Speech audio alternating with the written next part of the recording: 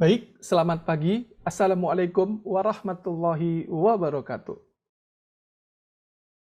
Saya akan mulai presentasi atau sharing knowledge tentang pengalaman, ya, ataupun informasi tentang bagaimana menggali potensi paten bagi dosen dan peneliti. Ini CV singkat saya, S1 saya di IKIP Jakarta, kemudian S2 saya di Manajemen Gunadarma.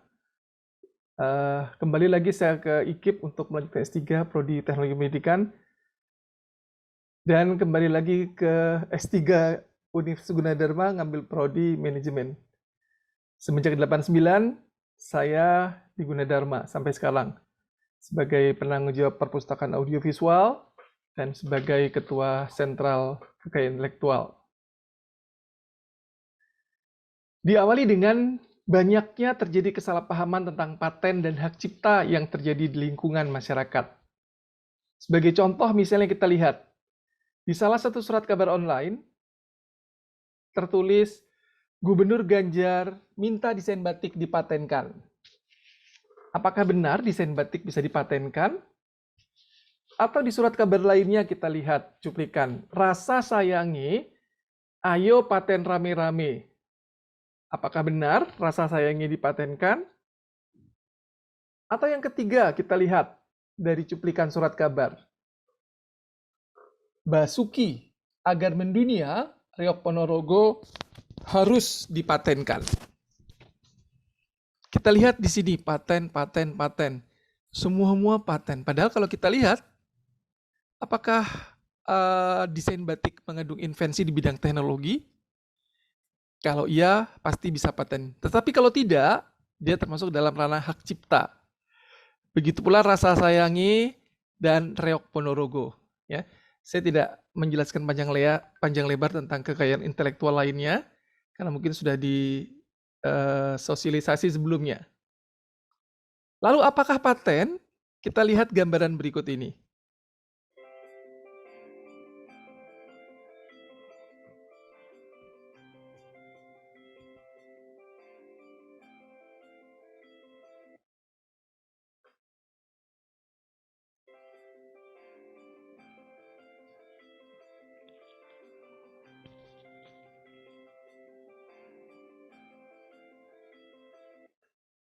Ya, salah satu invensi di bidang teknologi dalam membuka pintu tadi sudah kita lihat dulu beberapa bulan sebelumnya dunia dipenuhi dengan rasa ketakutan karena pandemi COVID, ya. Bahkan sampai memegang pintu pun harus wanti-wanti jangan sampai setelah megang pintu kita terkena COVID misalnya, ya. Nah, tadi adalah contoh invensi di bidang teknologi bagaimana membuka pintu teknologi membuka pintu di masa pandemi COVID, ya, sehingga penularan virus COVID dapat lebih diminimisir. Dengan paten tadi sudah kita lihat ini sudah ada patennya di luar sana. Ya, jadi paten itu menurut Undang-Undang Nomor 13 Tahun 2016, paten adalah hak eksklusif yang diberikan oleh negara kepada inventor atas hasil invensinya di bidang teknologi untuk jangka waktu tertentu melaksanakan sendiri invensi tersebut atau memberikan persetujuan pada pihak lain untuk melaksanakannya. Jenis paten kita lihat ada dua, ada paten sederhana, ya. Jadi paten di sini adalah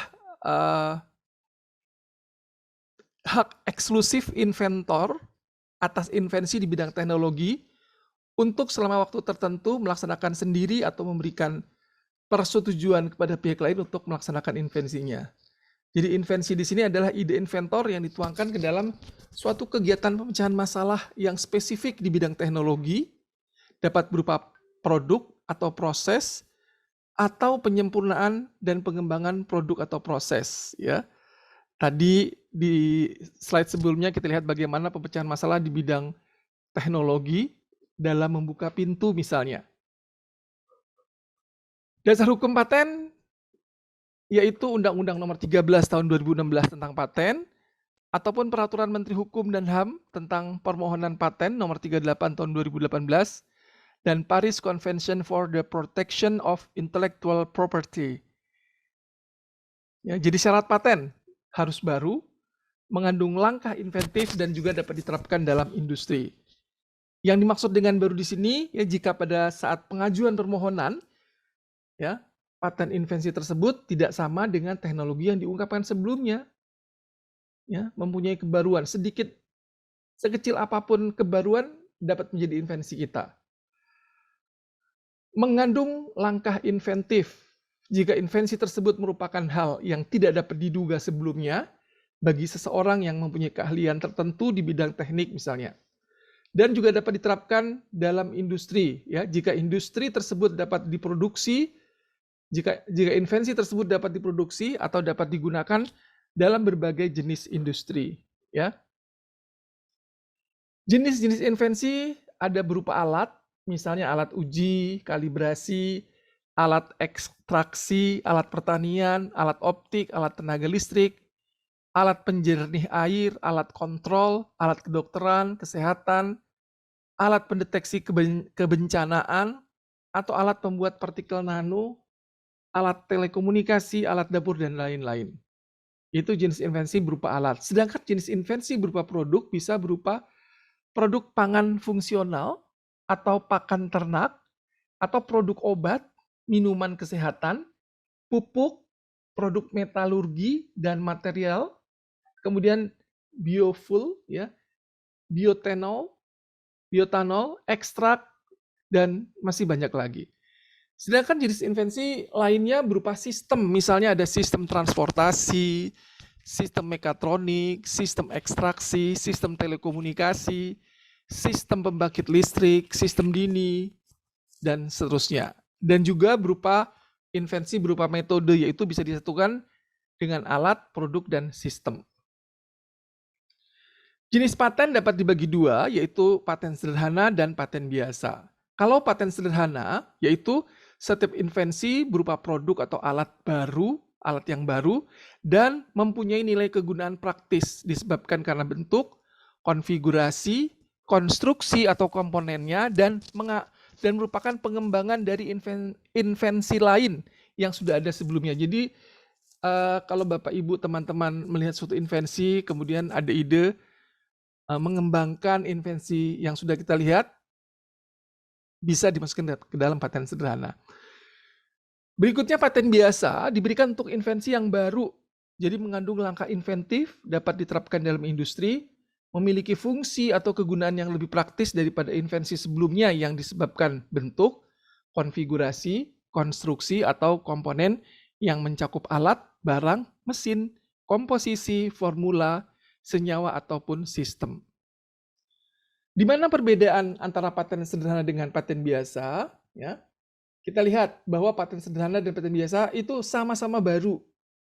Sedangkan perbedaannya, ya, paten sederhana bisa pengembangan dari produk atau proses yang telah ada, seperti saya katakan tadi.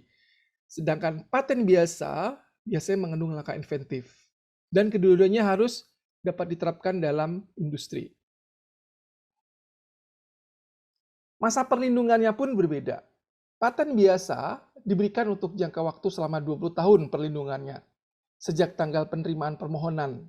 Sedangkan paten sederhana diberikan untuk jangka waktu 10 tahun sejak tanggal penerimaan permohonan paten sederhana.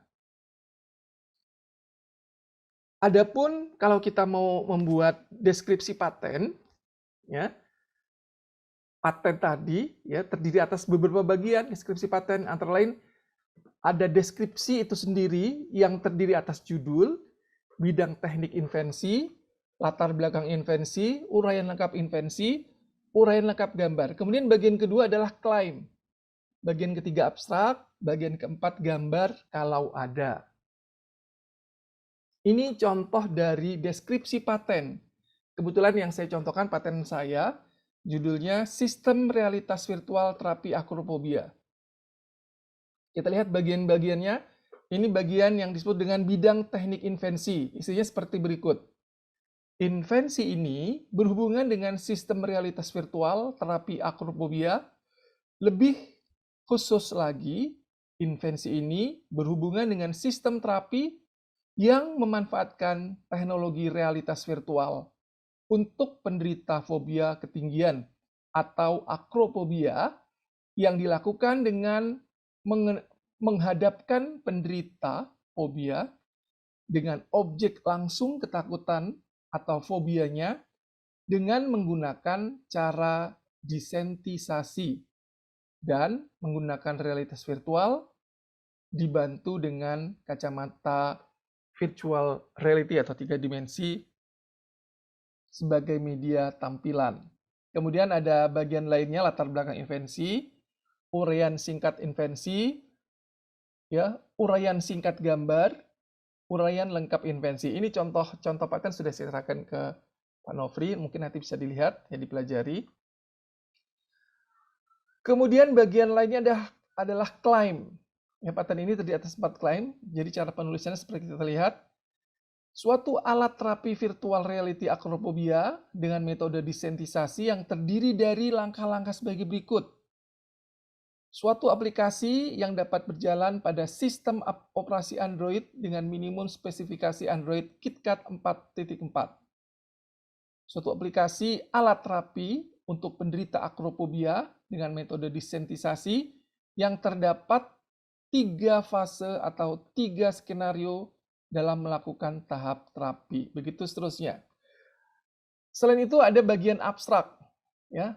Bagian abstrak di sini beda dengan abstrak pada penulisan paper, ya, atau disertasi ataupun jurnal lainnya. Dan bagian terakhir adalah gambar kalau ada. Ya, ini tadi masih contoh deskripsi paten. Ya, jadi kalau kita membuat deskripsi paten dulu sebelum elektronik ya harus dikumpulkan dalam bentuk kertas A4 ukuran 21 kali 29 cm menggunakan font Carrier New ya, sekarang masih tetap ya, cuma bedanya sekarang sudah tidak kertas lagi, paperless ya, jadi semua by elektronik. Ukurannya 12 ya, ukuran hurufnya 12 hitam, spasinya 1,5 di Justify. Kemudian di sini kita lihat margin after, before, new paragraph 0, page numbernya top center, kemudian nomor baris. Setiap awal halaman diberi nomor baris kelipatan 5. Kita lihat di sini ada 5, 10, 15, 20, 25, 30. Margin atas 2 cm, kanan 2 cm, bawah 2 cm, kiri 2,5 cm. Nah, ini sudah pakem, sudah tidak bisa dirubah-rubah lagi. Kalau dicetak, cetak satu muka orientasi ya dengan kertas 80 gram warna putih.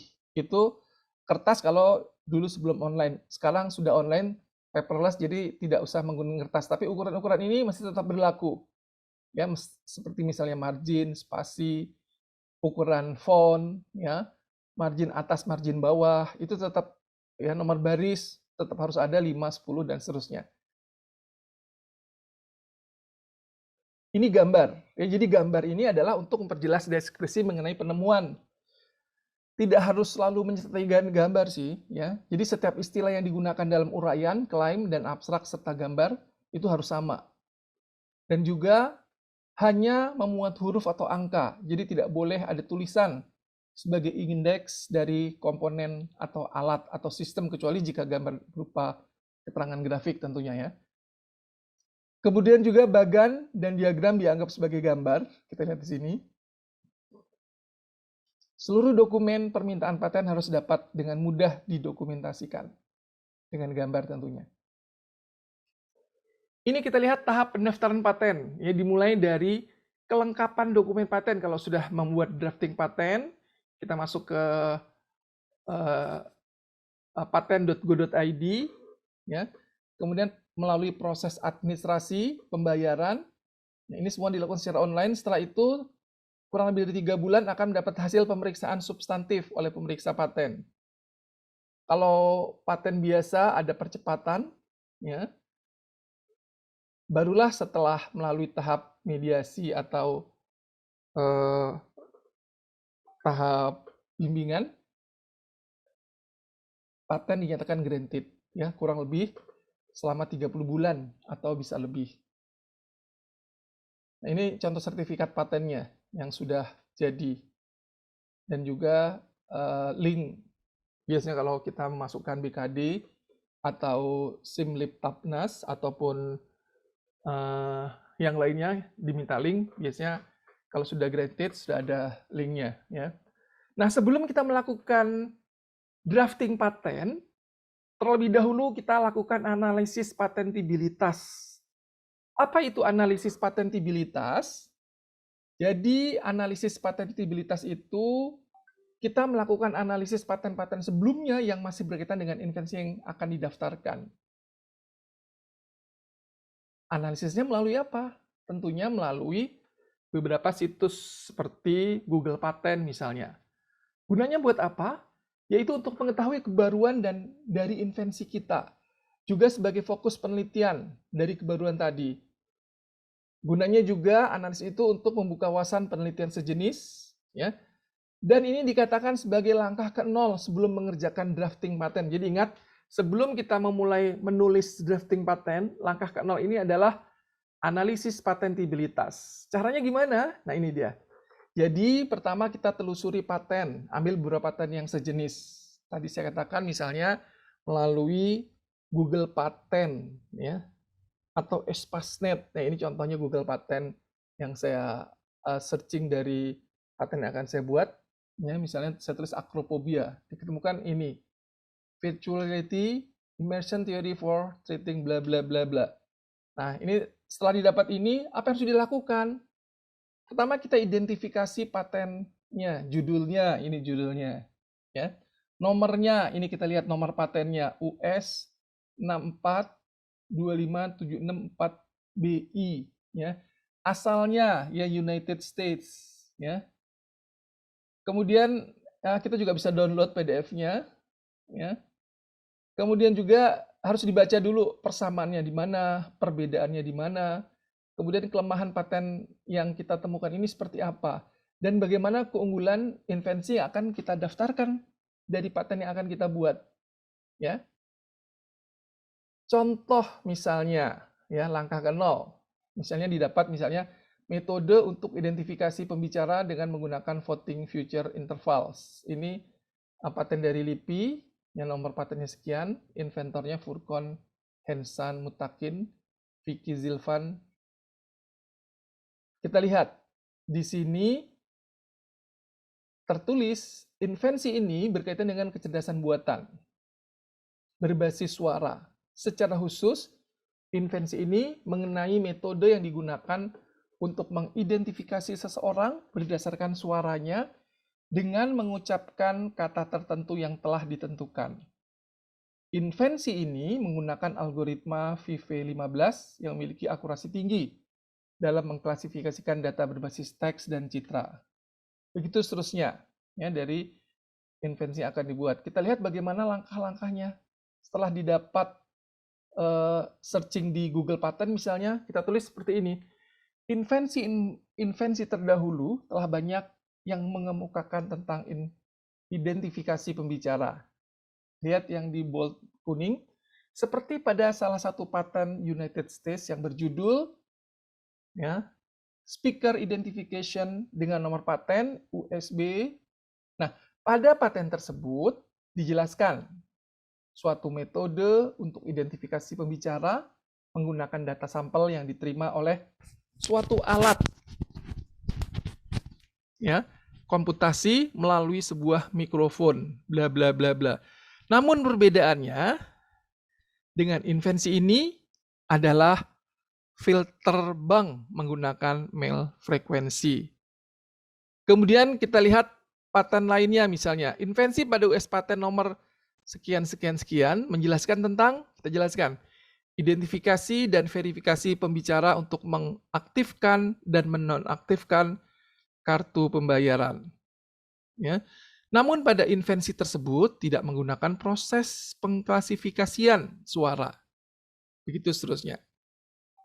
Nah, akhirnya kita tulis, ya, metode untuk mengidentifikasi pembicara yang meliputi tahap-tahap merekam, menyimpan data suara hasil rekaman, mengekstraksi filter suara, menyimpulkan data ekstraksi fitur suara, membentuk interval, mengidentifikasi suara uji.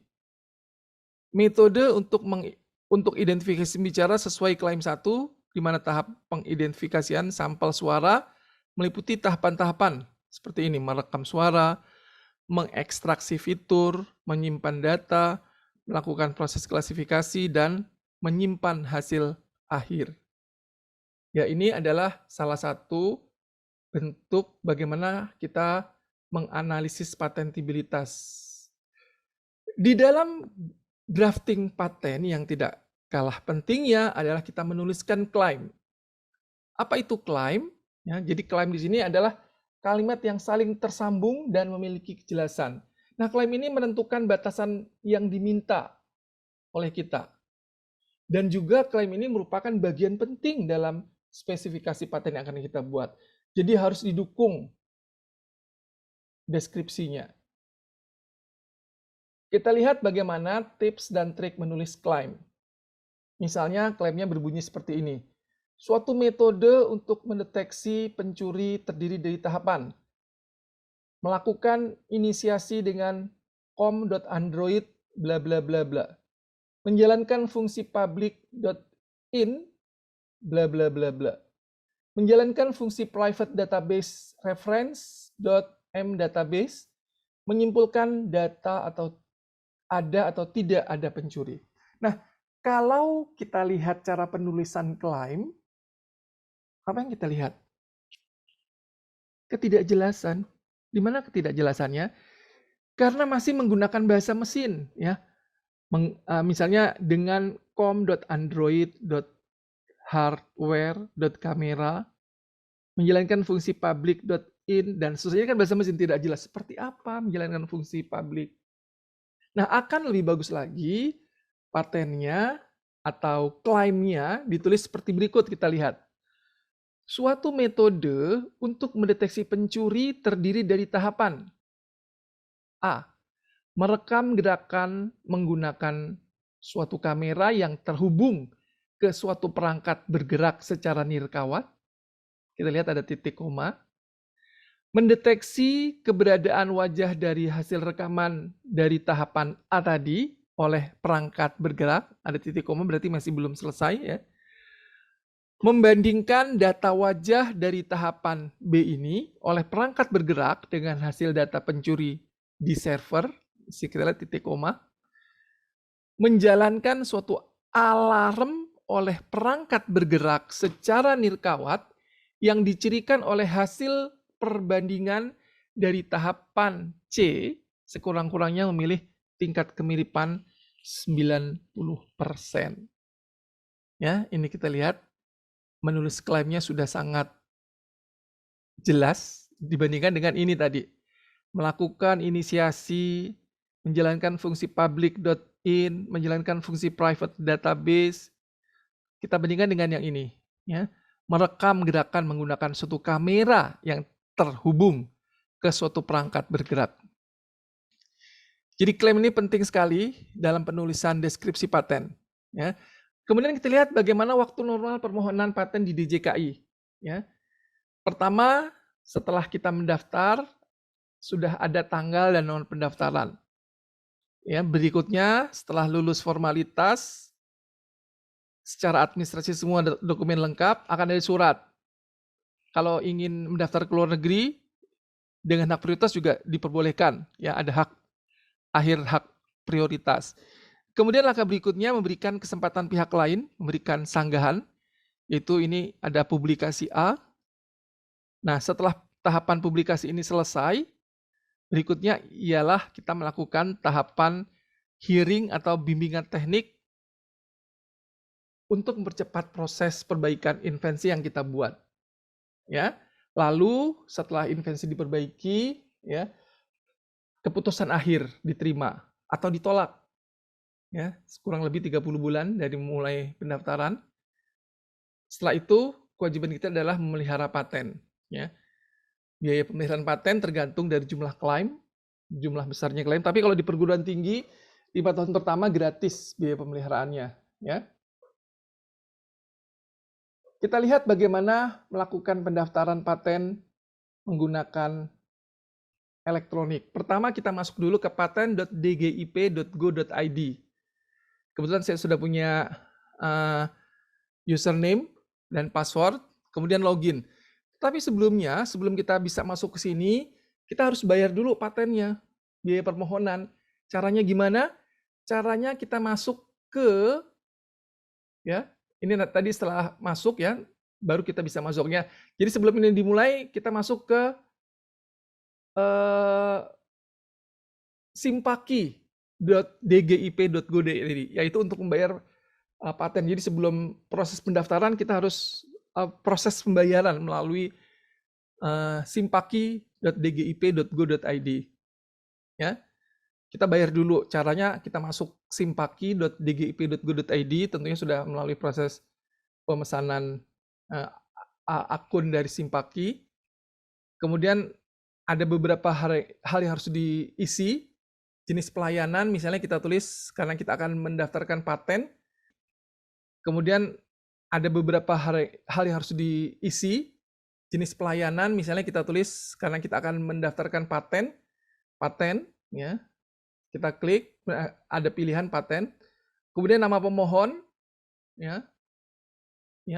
Permohonan paten 18 maksimal 10 klaim.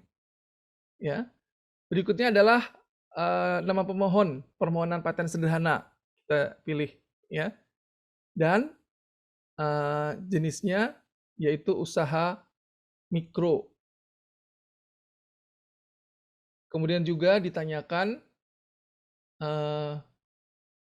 jenis pelayanannya secara elektronik, ya. Kita pilih. Berikutnya kita lengkapi nama pemohon. Ya, jadi tadi di sini jenis pelayanannya sudah dipilih, ya, misalnya paten, permohonan maksimal 10 klaim, permohonan paten sederhana misalnya, jenisnya usaha mikro kecil, ya, secara elektronik. Lalu nama pemohonnya, ya, Universitas Gunadarma. Berikutnya, ya, setelah nama pemohon, kita lengkapi hal yang lainnya, alamat pemohon, ya, provinsi, kabupaten, kecamatan, sampai dengan email pemohon dan nomor HP-nya. Nah, setelah selesai pendaftaran, akan dikonfirmasi dengan ini. Ini akan ada email yang kita masukkan, ada balasan dari email, dan kita bayarkan melalui transfer bank, ke Bank Mandiri atau ke Bank Mandiri. Ya. Nah, setelah itu kita masuk lagi ke paten tadi, .dgip.go.id, lalu buat permohonan baru. Ya, permohonan, klik permohonan, lalu muncul seperti ini. Lalu kita lengkapi semuanya.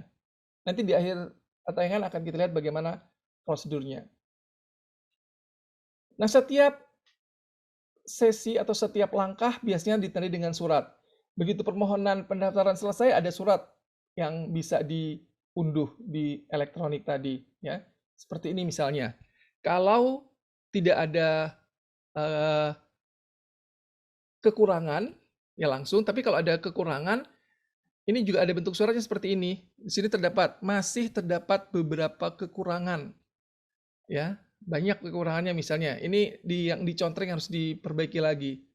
Harus kita kirim lagi ke elektronik tadi, ya. Jadi harus hati-hati ketika mendaftarkan permohonan paten. Berikutnya, kalau sudah lengkap, ada surat juga, pemberitahuan persyaratan formalitas sudah dipenuhi, seperti ini bentuk suratnya. Jadi setiap fase ada surat yang mengiringinya. Berikutnya adalah, ya, tahap pengumuman seperti yang sudah saya jelaskan tadi. Jadi patennya sudah diumumkan, ya, telah diumumkan pada tanggal sekian, ya, dengan nomor publikasi seperti ini, ya. Kemudian kita tunggu lagi, setelah itu adalah tahap pendampingan perbaikan penulisan invensi. Jadi Bapak Ibu akan berhadapan dengan para pemeriksa dari DJKI untuk mengklarifikasi apa yang Bapak Ibu tulis di dalam klaim misalnya, penulisannya dan seterusnya. Ya.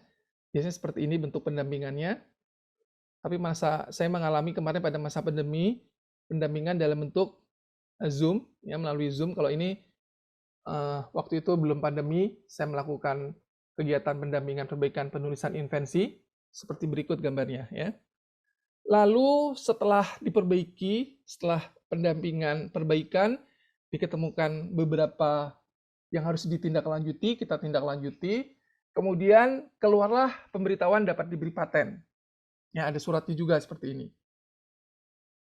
Nah, berikutnya, setelah surat itu keluar, kita juga bisa lihat link paten yang sudah dinyatakan dapat diberi paten. Ya, kita download seperti ini. Untuk kepentingan mengisi sister misalnya, atau ke Simlip Tapnas misalnya. Nah, kalau sudah diumumkan, kalau sudah dinyatakan diberi paten, biasanya memerlukan waktu lagi untuk mendapatkan sertifikat versi cetaknya, ya, kalau sebelum online. Kalau setelah online ini, kebetulan di Gunadarma belum mengalami versi online-nya, jadi biasanya bisa masuk juga ke Simpaki tadi, ke Simpaki, ke DJIP, kemudian bisa di-download sertifikatnya. Nah, kita bisa lihat di pangkalan data kekayaan intelektual, ya, kita klik PDKI, ya, di gip.go.id, penelusuran misalnya, kemudian kita pilih paten, kita tulis misalnya paten kita, acrophobia. Lalu akan keluar seperti ini, ya, sistem realitas virtual terapi acrophobia. Ya, di situ diinformasikan detailnya, ya, bagaimana kapan nomor pengumuman, ya, nomor permohonan, tanggal pengumuman, tanggal penerimaan, tanggal berakhir perlindungan, siapa pemeriksanya, dan juga jumlah klaimnya. Begitu pula pemegang patennya siapa saja, ya. Pemegang patennya Gunadarma, inventornya siapa saja, seperti ini, ya. Dan ini adalah bentuk sertifikat patennya. Kita akan lihat bagaimana panduan permohonan seperti yang sudah saya bilang tadi. Sejak 19 Agustus 2019, seluruh proses penerimaan permohonan kekayaan intelektual termasuk paten sudah dilakukan secara online melalui sistem aplikasi bernama iProline. Untuk dapat mengajukan permohonan paten dalam aplikasi ini, calon pemohon harus membuat akun terlebih dahulu. Berikut ini adalah cara membuat akun iProline dan langkah-langkah dalam membuat permohonan paten. Lakukan registrasi akun paten online dengan masuk ke laman web paten.tgip.go.id lalu klik daftar. Isi seluruh data dengan benar.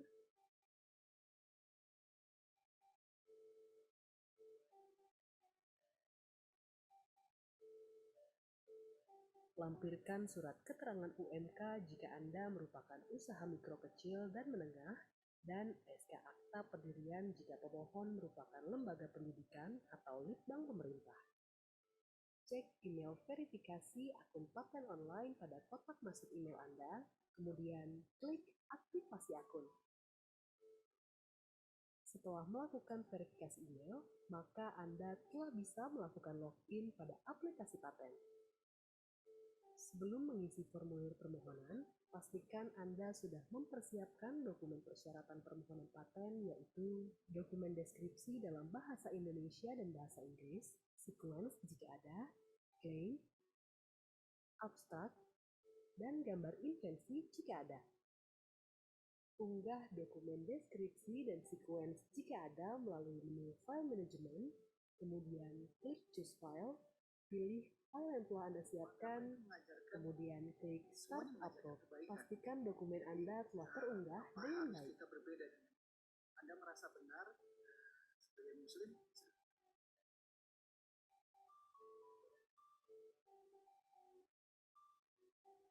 Selanjutnya, untuk mengajukan permohonan paten, pilih menu permohonan, kemudian klik Buat Permohonan Baru. Dalam pengisian formulir permohonan, langkah pertama Anda harus memilih jenis paten yang akan dimohonkan. Kriteria pemohon sesuai dengan pembuatan akun, kemudian lengkapi data pemohon yang diisi dengan nama perorangan ataupun badan hukum. Pada kolom pecahan, apabila paten yang diajukan adalah paten baru, klik tidak. Apabila paten tersebut merupakan paten pecahan, klik ya. Kemudian isi nomor permohonan paten induk. Lengkapi data korespondensi dengan nama, alamat, nomor telepon, dan satu alamat email aktif untuk kebutuhan surat menyurat dari DJKI. Jika semua data sudah diisi dengan benar, klik simpan dan selanjutnya. Pada langkah kedua, masukkan data inventor berupa nama, kewarganegaraan, alamat, email, dan nomor telepon. Klik tambah untuk memasukkan data pada tabel daftar inventor, maka data akan muncul pada tabel. Lakukan langkah yang sama jika inventor lebih dari satu orang. Setelah selesai, klik simpan dan selanjutnya. Pada langkah ketiga, klik tidak apabila permohonan paten diajukan tanpa hak prioritas. Apabila permohonan paten diajukan dengan menggunakan hak prioritas, klik ya. Kemudian isi data prioritas berupa asal negara penerbit dokumen prioritas, tanggal dan nomor prioritas, kemudian klik tambah. Lakukan langkah yang sama jika terdapat beberapa negara yang mengeluarkan dokumen prioritas. Setelah selesai, klik simpan dan selanjutnya. Pada langkah keempat, Anda akan diminta untuk melengkapi data dan dokumen terkait invensi yang dimohonkan. Isi judul invensi dalam bahasa Indonesia sesuai judul yang ada pada file deskripsi dan abstrak yang diunggah, dan judul invensi dalam bahasa Inggris untuk permohonan dari luar negeri. Isi klaim sesuai dokumen klaim yang diunggah. Klik tombol tambah untuk menambahkan klaim. Pastikan jumlah klaim sesuai dengan klaim yang telah diisi sebelumnya. Apabila terdapat lebih dari 10 klaim, maka akan dikenakan biaya tambahan terhadap kelebihan klaim tersebut. Isi abstrak dalam bahasa Indonesia sesuai dokumen abstrak yang diunggah, dengan jumlah kata maksimal 200 kata dan tidak lebih dari 1 lembar. Masukkan pula isi abstrak dalam bahasa Inggris untuk permohonan dari luar negeri. Untuk permohonan dari luar negeri, selain memasukkan judul dan abstrak dalam bahasa Inggris, wajib memasukkan judul dan abstrak dalam bahasa Indonesia. Pada langkah kelima, Anda akan diminta untuk mengunggah seluruh lampiran dokumen dan pembayaran. Pilih file deskripsi dan sequence yang telah diunggah pada file manajemen dengan klik pilih dokumen, kemudian pilih nama file yang dimaksud. Kemudian unggah dokumen klaim, abstrak, dan gambar teknik dengan klik choose file. Lakukan pembayaran permohonan paten dengan klik link pembelian voucher paten. Laman akan menuju aplikasi pembayaran PMBP DJKI, simpaki.dgip.go.id. Lengkapi seluruh isian pada laman Simpaki, kemudian klik proses. Lakukan pembayaran melalui bank sesuai dengan nominal yang tertera dengan memasukkan kode billing. Setelah dilakukan pembayaran, masukkan kode billing tersebut pada kolom pembayaran permohonan voucher paten. Jika terdapat kelebihan deskripsi, kelebihan klaim, atau ingin mengajukan percepatan pengumuman, maka Anda harus melakukan pembayaran kelebihan dengan melakukan klik link pada isian tersebut. Ikuti langkah-langkah pembayaran seperti tahap sebelumnya. Untuk pembayaran pemeriksaan substantif, dapat Anda lakukan bersamaan dengan permohonan paten ataupun menunggu selesainya tahapan pemeriksaan formalitas. Unggah dokumen pendukung lainnya seperti surat kuasa bila pemohon menggunakan konsultan KI, surat pengalihan invensi jika pemohon bukan merupakan inventor, surat pernyataan kepemilikan invensi, surat prioritas jika permohonan menggunakan hak prioritas, dan lain-lain dalam format PDF. Jika dirasa semua sudah diisi dengan benar, selanjutnya klik simpan dan selanjutnya. Selanjutnya akan ada tampilan draft pemohon, serta tampilan dokumen-dokumen apa saja yang telah pemohon unggah. Pastikan data-data tersebut sudah benar. Jika sudah benar, klik ajukan permohonan. Selanjutnya, pemohon akan mendapatkan formulir pendaftaran paten yang sudah tertera nomor permohonan paten atau paten sederhana yang dapat diunduh sebagai bukti permohonan paten sudah masuk ke DJKI. Pemohon dapat melakukan pengecekan terhadap proses permohonan paten yang telah diajukan dengan klik menu permohonan, kemudian pilih daftar permohonan. Jika masih menemui kendala dalam melakukan permohonan paten, Anda bisa menghubungi DJKI melalui saluran-saluran berikut.